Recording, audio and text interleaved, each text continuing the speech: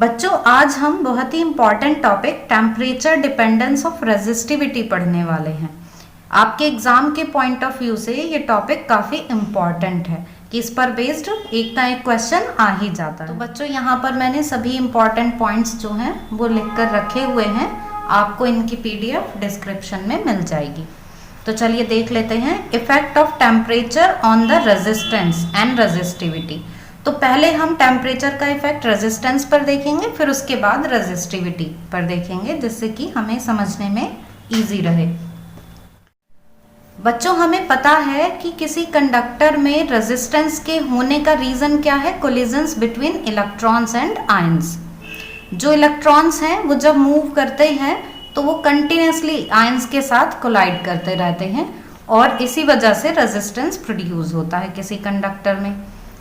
अब टेम्परेचर का इफेक्ट देख लेते हैं। जब टेम्परेचर इंक्रीज किया जाता है बच्चों, तो जो कोलिजन्स हैं वो और ज़्यादा फ्रीक्वेंट हो जाते हैं, ज़्यादा कोलिजन्स होने लगते हैं। क्यों ज़्यादा कोलिजन्स होने लगते हैं? क्योंकि टेम्परेचर इंक्रीज करने पर जो आयंस हैं कंडक्टर के अंदर वो ज़्यादा वाइब्रेट करने लगते हैं, उनकी एनर्जी बढ़ जाती है ना, इसलिए वो ज़्यादा वाइब्रेट करने लगते हैं और इसी वजह से इलेक्ट्रॉन्स अब उनसे ज़्यादा फ्रीक्वेंटली कोलाइड करने लगते हैं और रेजिस्टेंस भी इंक्रीज हो जाता है।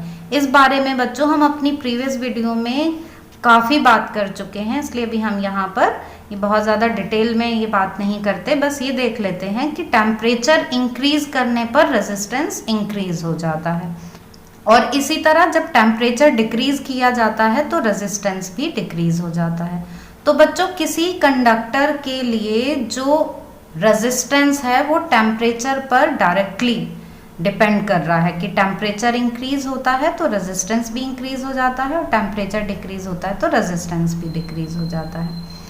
अब हम कोई एक कंडक्टर मान लेते हैं कि इनिशियली उसका रेजिस्टेंस है R0।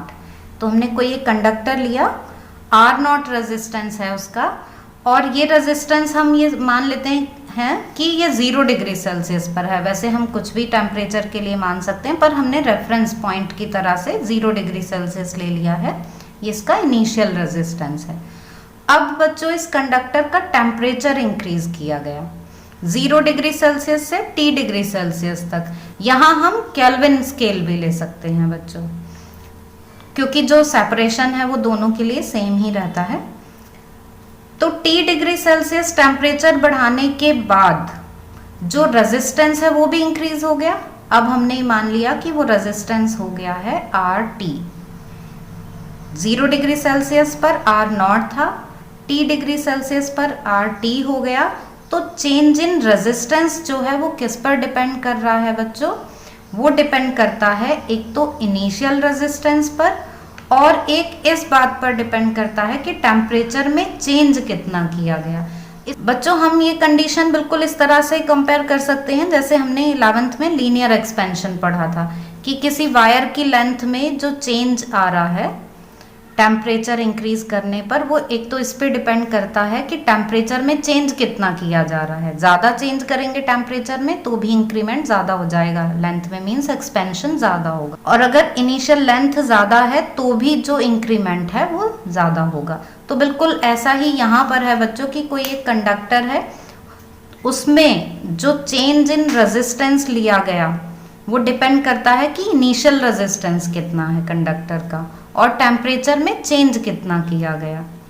अब इन दोनों कंडीशंस को कंबाइन कर देते हैं तो हमारे पास आ जाता है कि change in resistance is directly proportional to R0 delta T, और प्रोपोर्शनलिटी के साइन को हटा के हम यहाँ पर कांस्टेंट अल्फा ले लेते हैं। बिल्कुल ऐसा ही है ना, वहाँ पर भी हमने लीनियर एक्सपेंशन के लिए अल्फा लिया था। यहाँ ये जो अल्फा है इसे बोला जाता है टेम्परेचर कोफिशिएंट ऑफ रेजिस्टेंस, और इसी फॉर्मूले को हम ये R0 इस साइड ले जाएं तो हम इस तरह से लिख सकते हैं RT is equal to R0 1 plus alpha delta T, जहां पर ये डेल्टा T क्या है बच्चों? T माइनस T0 है, और इसी फॉर्मूले से हम अल्फा को इस फॉर्म में लिख सकते हैं RT minus R0 upon R0 delta T। तो अब हम टेम्परेचर कोफिशिएंट को डिफाइन कर सकते हैं। It is defined as the change in resistance per unit original resistance per degree rise in temperature, इसको भी हम अगर 1 रख दें, इसको भी 1 रख दें, तो जो अल्फा है वो किसके इक्वल आ गया, चेंज इन रेजिस्टेंस के इक्वल। एसआई यूनिट इसकी पर केल्विन पर डिग्री सेल्सियस, और डायमेंशन ये T-1। बच्चों अब देख लेते हैं कि रेजिस्टिविटी पर क्या इफेक्ट पड़ता है टेम्परेचर का। बच्चों हमारे पास ये फॉर्मूला है R is equal to rho L upon A, और हमें ये पता है कि टेम्परेचर इंक्रीज करने से जो रेजिस्टेंस है वो इंक्रीज होता है, साथ में उसकी लेंथ और एरिया भी इंक्रीज होते हैं कंडक्टर के।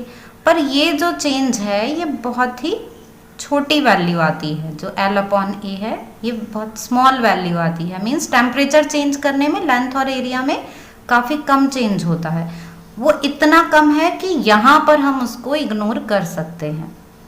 हमेशा तो हम इग्नोर नहीं कर सकते, पर यहाँ की कंडीशन में हम उसको इग्नोर कर सकते हैं। तो ऐसे में हम L अपॉन A को कांस्टेंट मान सकते हैं। अगर L अपॉन A कांस्टेंट है बच्चों, तो ऐसे में जो इफेक्ट रेजिस्टेंस पर पड़ रहा है टेम्परेचर का, वही सेम इफेक्ट रेजिस्टिविटी पर भी पड़ेगा।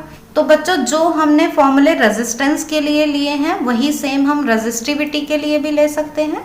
तो हम इस तरह से लिख देंगे। अब तो यहाँ जहाँ हमने R लिखा था, अब हम वहाँ पर रेजिस्टिविटी रो यूज़ कर लेंगे, तो हमें ये फॉर्मूले मिल जाएंगे।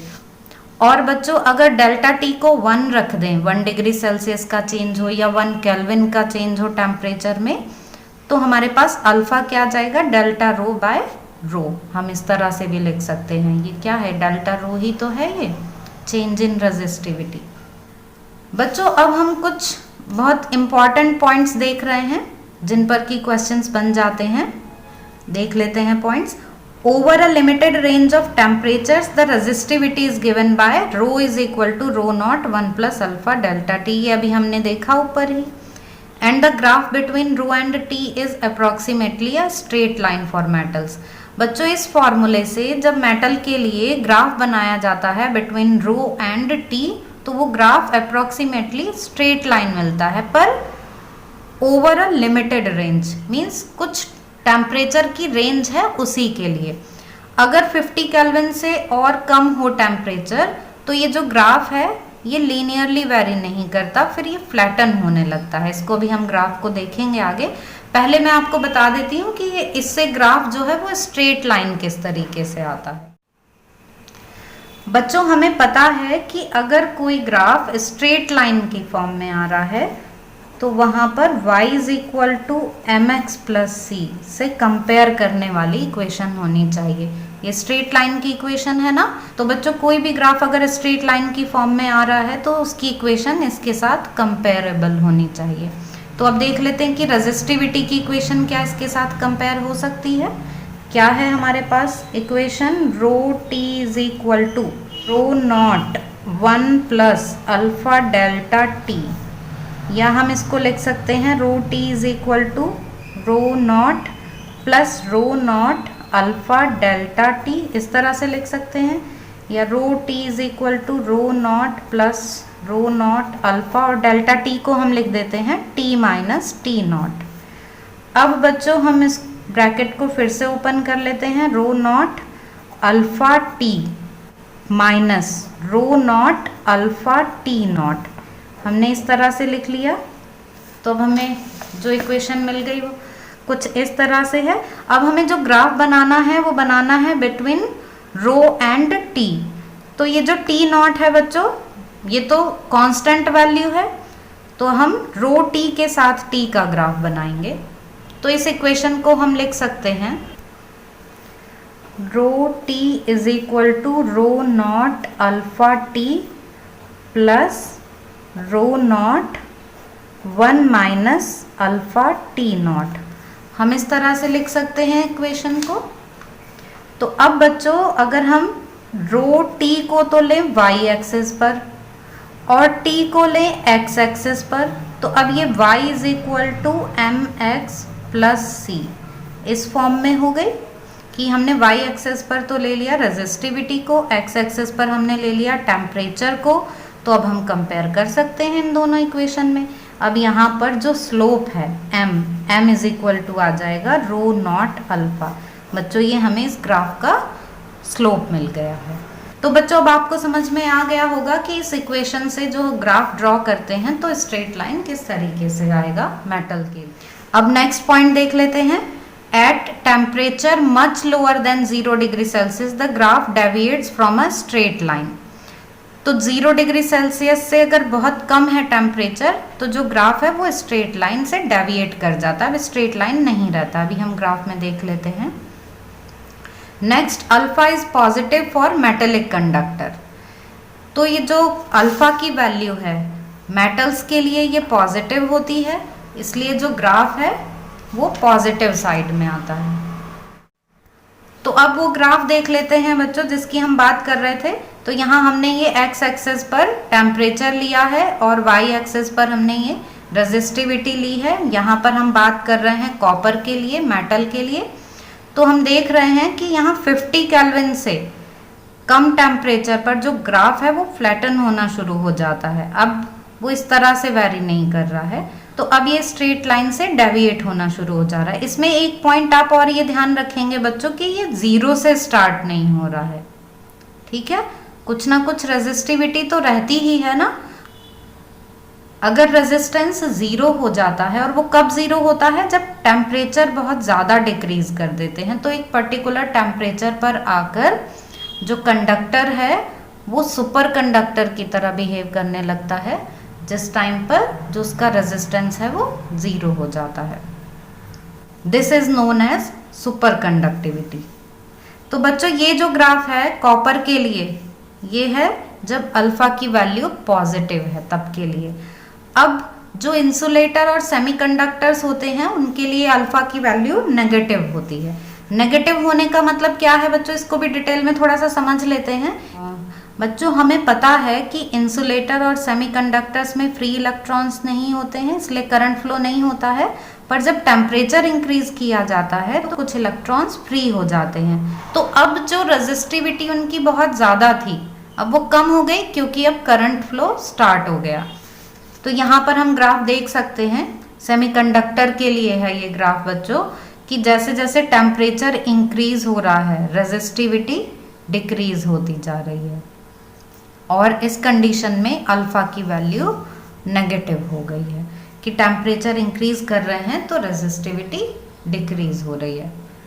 अब बात कर लेते हैं अलॉय की। अल्फा की वैल्यू अलॉय के लिए पॉजिटिव तो होती है पर बहुत ही कम वैल्यू होती है अलॉय के लिए। बच्चों अलॉय तो समझते हैं ना आप, मिक्सचर ऑफ मेटल्स। अलॉय की ये प्रॉपर्टी होती है कि इनका जो रेजिस्टेंस है वो टेम्परेचर चेंज करने पर कोई बहुत ज़्यादा चेंज नहीं होता है। इसीलिए बच्चों अलॉय का यूज़ स्टैंडर्ड रेजिस्टेंस बनाने में किया जाता है।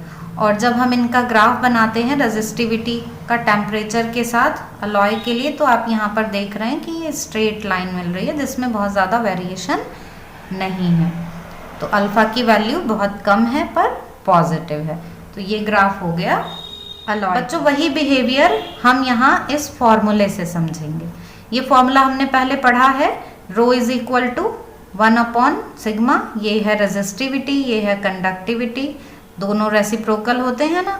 और जब हमने ओम्स लॉ पढ़ा था तो हमने ये फॉर्मूला भी पढ़ा था, m/ne² टॉ।